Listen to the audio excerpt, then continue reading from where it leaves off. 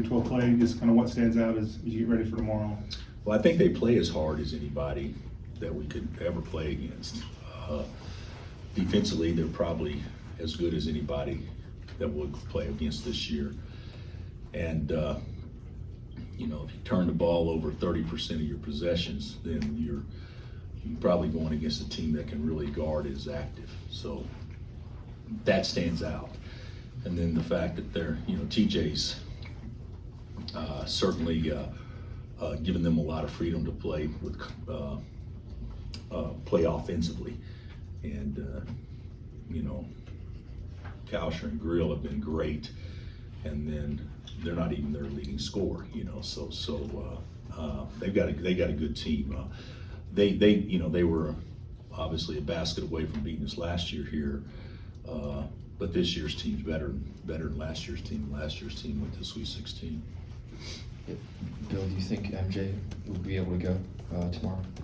With his back? Yeah. Yeah, I think so. He practiced. He could have played against OU.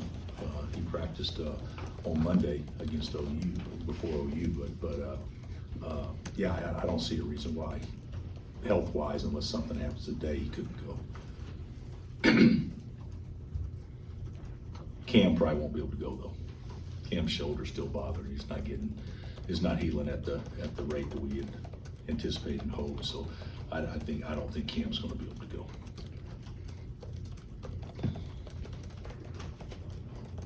Is there anything you can take from the way that Ochai was face guarded at times last year to what happened to Grady last game, if that continues? I think so, a little bit. You know, they're totally different. You know, I think Grady can become a better screener.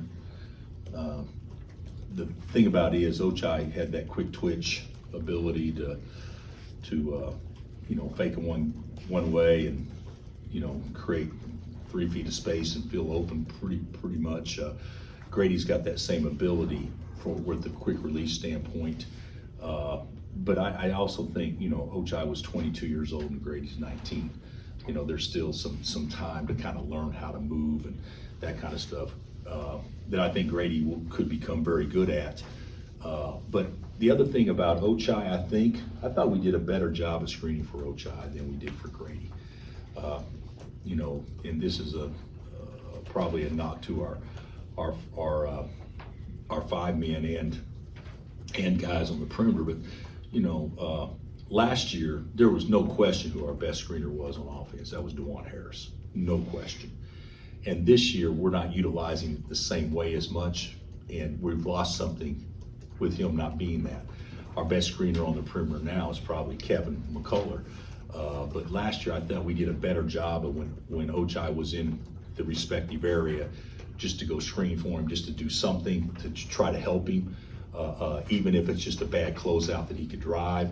And with Grady, I don't think we've done a good job with that. And I also don't think that our five-man has done a great job of you know, freeing him. I think David McCormick and Mitch were better screeners than what our 5-man has been thus far. So those are all areas that we can improve on. It's not all just on Grady, it's on everybody else trying to help him.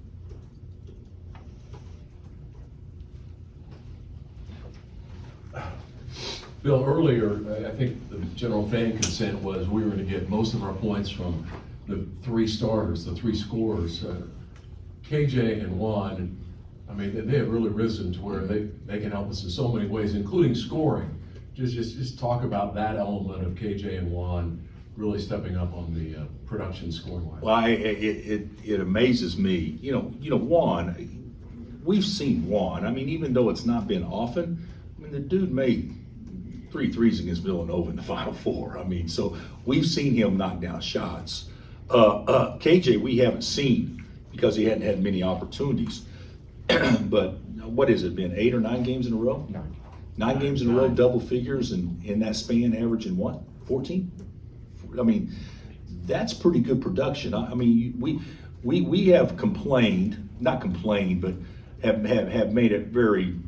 It's been very well known that our offensive production wasn't going to be the equivalent of what Mitch and David gave us last year from a scoring standpoint, more than likely.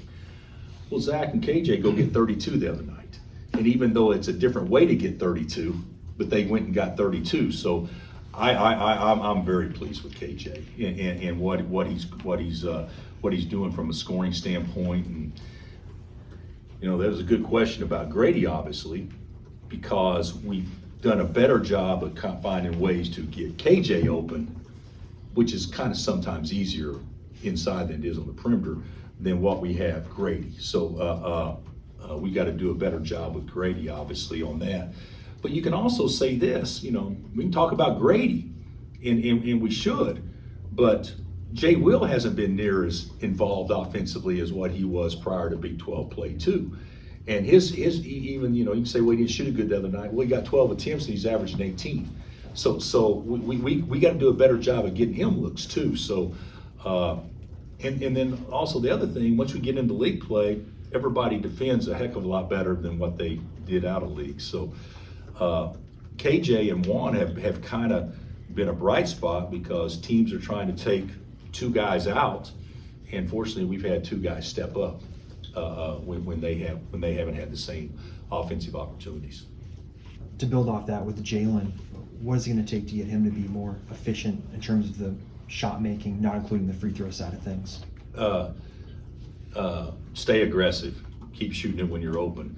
You know, you play Iowa State or Oklahoma, Oklahoma State, Texas Tech. You pass up a pretty good shot, you may not get a better shot. So, I mean, we got to be aggressive to get that pretty good shot. And so, yeah, I'd just like to see Jay Will stay aggressive. And I don't think it's going to be a problem telling him to keep shooting. I don't think that's going to be something that he'll labor with very much. With Iowa State, you said they're better than last year's team. What about that makes you feel that way? Personnel. And they guard better, and they were really good last year, and they scored the ball easier.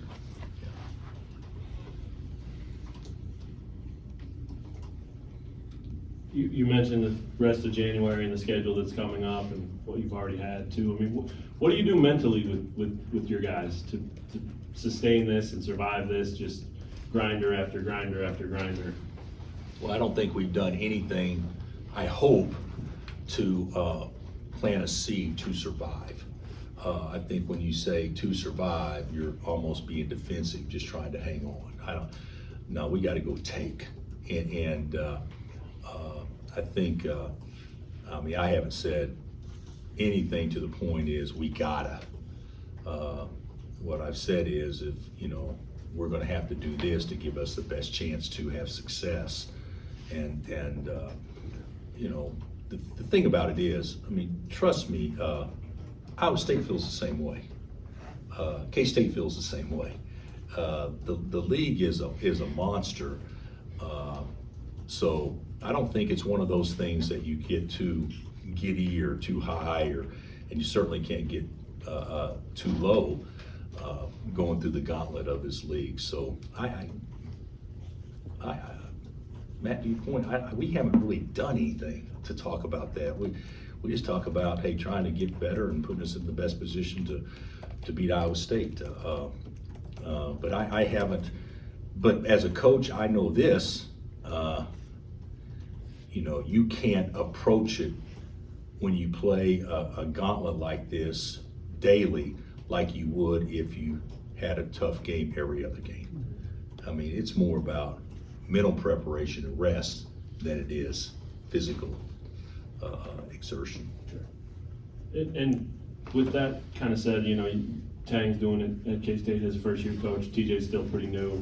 Yeah. He has got a whole new roster almost from what he had last year. I mean, when you look around and see that it's those types of teams that are making this league, or at least partially making this league what it is, how impressive is that?